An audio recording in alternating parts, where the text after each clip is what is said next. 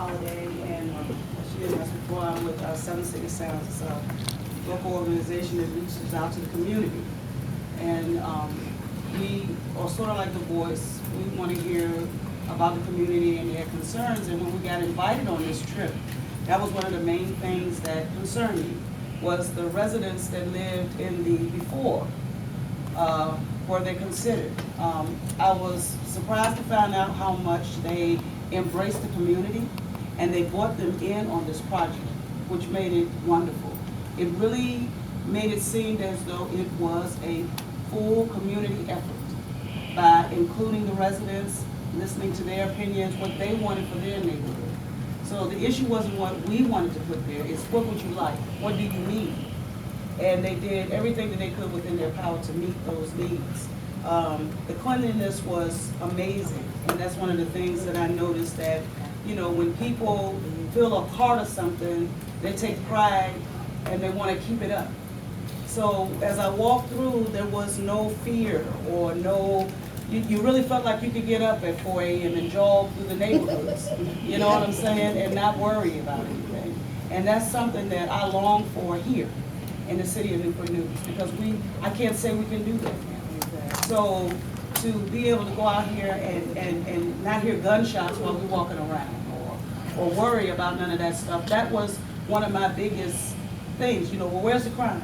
Where's everybody? Where's the hanging out? Where's the police presence? And it was amazing to see that they only drove by just to patrol through the area, you know, just to look to make sure that everything was still right.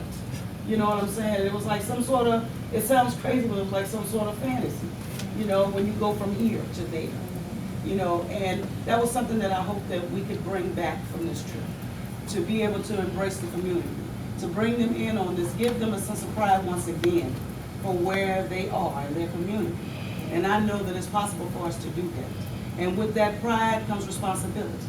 And they'll want to keep their neighborhoods looking good, and they'll want to keep it safe for them, you know, for the children and for the future, to keep it going, you know, and the opportunities. And I just want to say thank you for giving me the chance to go and see what we can do.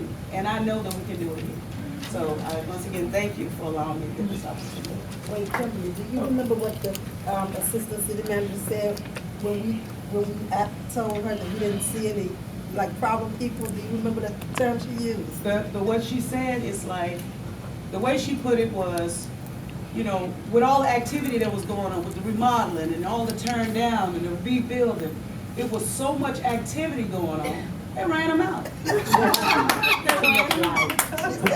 was nowhere for the, you know, when you had all that activity and people around noticing everything, where's the riffraff gonna go? Where they gonna be at? They can't stay out in the open, so like rats, they scurried away. So that's what I hope, you know, we put on a big can of decon and work around here and run them all up out. Thank you.